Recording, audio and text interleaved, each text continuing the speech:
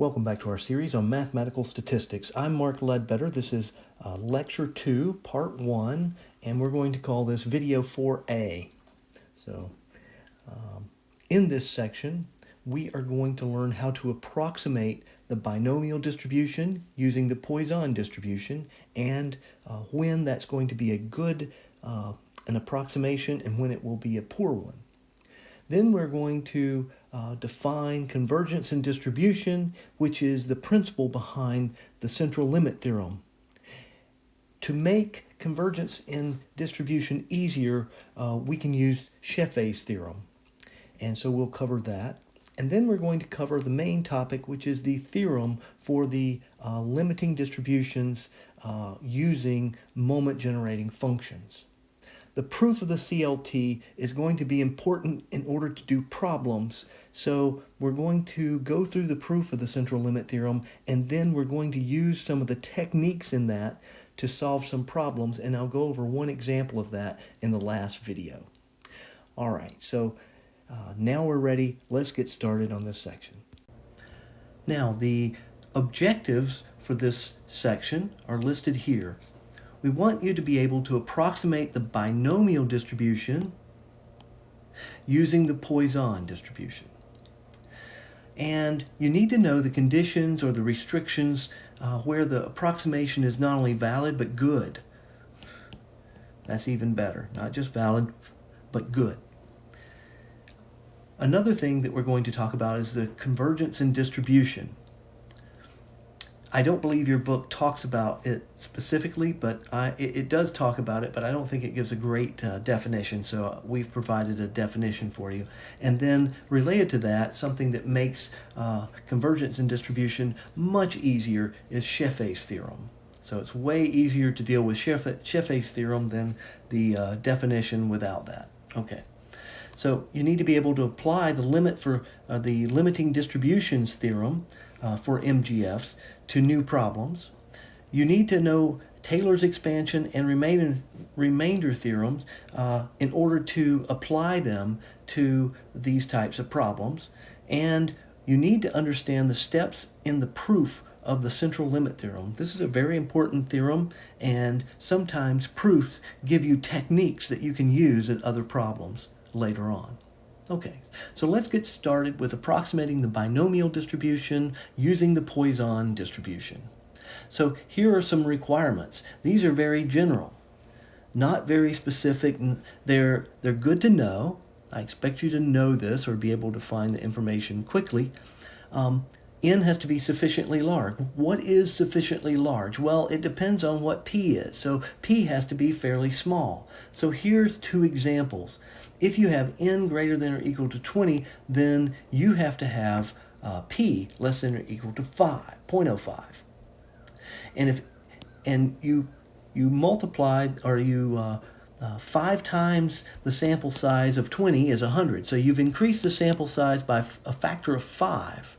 But you can only increase P by a factor of 2. But this is still a very successful approximation. This is fairly successful. So you might have some issues in this. And of course, if you get N even larger, then you can make P larger. They haven't written it down, so maybe it's something like N is greater than 1,000 and P can be, 0.2 or something. But don't quote me on that. You'd need to look it up. It's probably out there somewhere. Okay, so we're going to here's the concept. We're going to let Y have a binomial distribution with sample size N and probability of success P. Now, the binomial moment generating function should be on your list of distributions. So M of Y, so the moment generating function of Y, is equal to, and it's a function of t, that's the variable we use, so we don't get it mixed up with x or y or z or anything else. So is the expected value of e raised to the ty. Now, I want to be specific here that this expectation is with respect to y, not with respect to t. Okay? All right. So this is equal to q plus p e raised to the t that quantity raised to the nth power, and t can be any real number. So that makes it very nice. The range of t is any real number. Now, so we see this, and when we look at something like this and we see that it's raised to the nth power, and we say, well, if we're going to take a limit, that reminds us of something. That reminds us of the limit for e that gives you e raised to the b power. Okay, so this is the form or the structure of the theorem. We have 1 plus b over n, okay, that quantity raised to the nth power, and we're taking the limit as n approaches infinity. Okay, and this section is limiting mgfs, so we're going to be taking some limits here to do these techniques.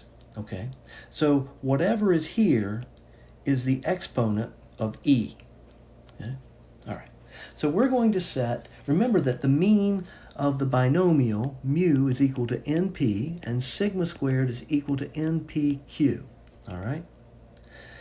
So we're going to let lambda, which is the mean of the Poisson, oops, didn't write that lambda very well, a little too squiggly, lambda, okay? And so when we divide both sides by n, down here we get, so divide both sides by n, we get p is equal to lambda over n. All right. Now, we're going to write the moment generating function of y. Now, I like to write it as q here, but we'll need to switch that to p so that everything's in terms of p. Okay, so this is equal to 1 minus p plus p e to the t to the n. Now, so what we're going to do is we're going to get p by itself. You notice I have an n here, and I'm trying to make this look like the limit. So I need a plus sign, and so I need a 1 plus. So how do I do that? And I factor out a p. So I factor out p, there's a plus here. So this is going to be my first term, e to the t. And then it's going to be minus 1, okay? All raised to the nth power. So that's the reason that I switched this. So I could have written this 1, so it's 1 minus p plus p e to the t to the n equals, I could have written this as 1 plus p e to the t minus p raised to the n. And of course, the order doesn't matter, but it does when you want to have a plus sign after you've factored out, oh, and I've written this wrong, it's p times e to the t, not p raised to the e to the t. That would be quite complex, more complex than we need. So you can rearrange it if it helps you, but you need this plus sign here. Okay. So we're looking ahead and saying, with this in mind, how do we make this look like that? Okay. So now I need to, you say, well, I still don't have n. Well, here's our answer. We're going to substitute in lambda. Actually, we're going to use this one.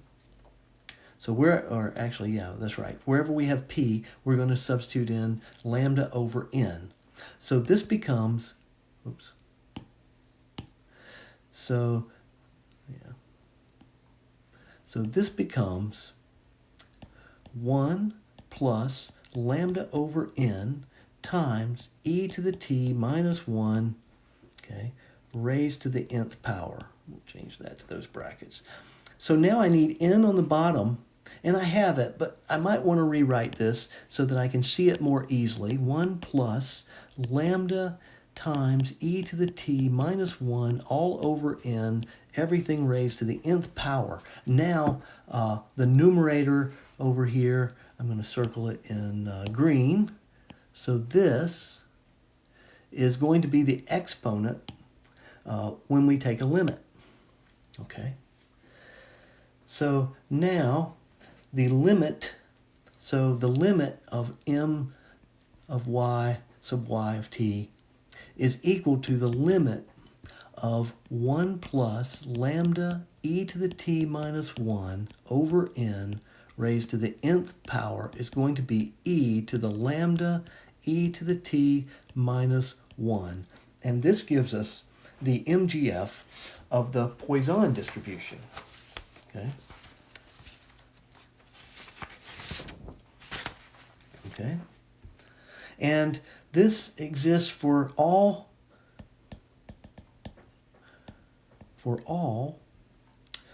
t in the reals, for all real t values. Okay. So this is the mgf of the Poisson distribution. Okay. So our result is, as n approaches infinity, the PMF of the binomial distribution approaches the PMF of the Poisson distribution. Now, we were talking about why these restrictions up here for n and for p, right? So let's look down here and see something that I noticed when I was doing this derivation. If p is too large, then this quantity here gets really close. It approaches, it's too close to 0. Okay? So if p is too large, remember it can't be larger than 1, but if it's getting too close to 1, then this quantity here approaches 0, and then this will dominate, and we'll have approximately this, and that converges much, much slower, okay? Much slower than this quantity, okay? So that's why we need p to be fairly small, I think it says. All right, now we want to move over to the convergence and distribution, okay? So I think it's important to have this definition and understand it. We talked about the convergence in probability. I think it's important for you to understand the convergence and distribution if you take mathematical statistics. When you take a more advanced course, you'll learn almost sure convergence, so which is even more or a little technical. So there's a lot that you need to know in order to really understand that concept, a little bit of measure theory. So a sequence of random variables, x1, x2, up to xn, is said to converge in distribution to x. And the way we write this is in parentheses here. This is what you say. You say x sub n, arrow, d. Some books use a capital D, some books use a little d. I'm just going to use a little d. That's more commonly used, I think. So that says it converges in distribution or approaches in distribution x here. So you'll notice there's a subscript here and there's not here, all right? And that's quite often how we do that. And as n approaches infinity, you need to include that. So it converges in distribution to x if the limit of the CDF of x sub n as n approaches infinity, if that limit is equal to, is equal to the CDF of x, okay? At all points where f of x is continuous, in other words, this is called all continuity points, okay? So this only occurs at continuous points that you can, so f of x needs to be continuous around the value of x in order for it to converge at that point, okay? All right, so this is the definition. So the limit of the CDF approaches the CDF of the limiting distribution. I know that's kind of confusing, but if we say that the distribution of x sub n, the CDF of that, the limit of that CDF is equal to the CDF of x, then they converge in distribution. Okay. Now this requires us to use the CDF, not the PDF. And remember, for the normal distribution, it's an integral. So 2 pi sigma square root of 2 pi e to the negative x minus mu squared over 2 sigma squared dx. And that's not a fun integral to deal with. And we'd have to use this integral to prove convergence and distribution. Not fun at all. So that's where Mgfs theorem comes in very handy. And this had to be proved. You can't just assume this. You might think it does, but it probably doesn't do this in all cases. So, in fact, yeah, the converse is not generally true. So that's why this is important. Just because you have a convergence and distribution, the CDF here approaches this CDF, that does not mean that it's true for the PDFs. So that's an interesting fact, that there are cases where it's not always true. Okay, so if the PDFs or PMFs converge, in other words, f of x sub n approaches f of x, then, and I don't have in distribution because this is proving that we can use this for the distribution, convergence and distribution. So if these CDFs or PDFs converge, then the CDFs also converge, which is our condition for convergence and distribution. Therefore, we have if the CDF of x sub n converges to this, if the PDF of x sub n converges to the PDF of x, then that implies that that there is a convergence and distribution. But the converse is generally not true. That means there are cases where it's not true. So be careful with that. All right, but this makes it a lot easier. We don't have to deal with that integral for the normal distribution. We can deal with the PDFs. So that really helps us. Now we have this very important theorem, okay, for this section. And it says, and it's very handy. It helps a lot when you're doing asymptotic distributions.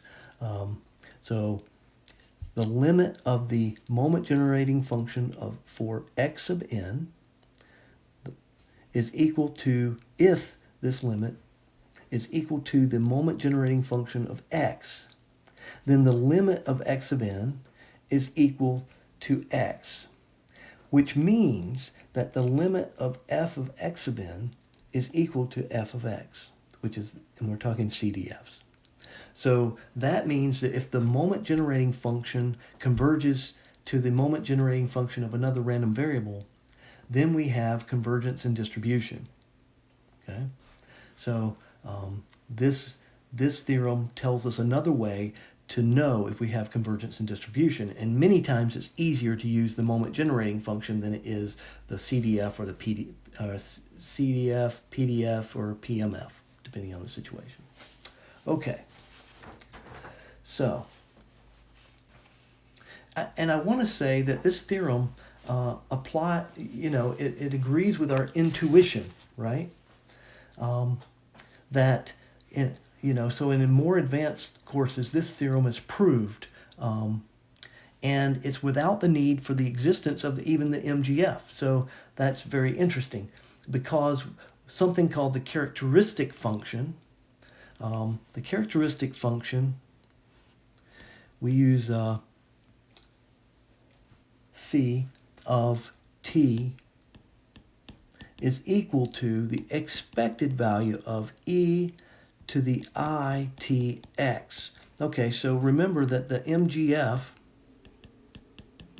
is equal to e of e to the tx. And now we put the imaginary number I up here. This always exists. This does not always exist. The MGF does not always exist. So since the characteristic, this is called the characteristic function. Since the characteristic function is always exists, we prove this using the characteristic function. Okay, so that's all for this video. If it's applicable, make sure that you update your formula sheet or your list of definitions, your list of distributions. But as always, if you have questions, please come to virtual office hours. I'm happy to help you. If you can't wait, if you need help before then by all means email me and I will get back to you as soon as possible. Until then, please take care of yourself and we'll see you next time.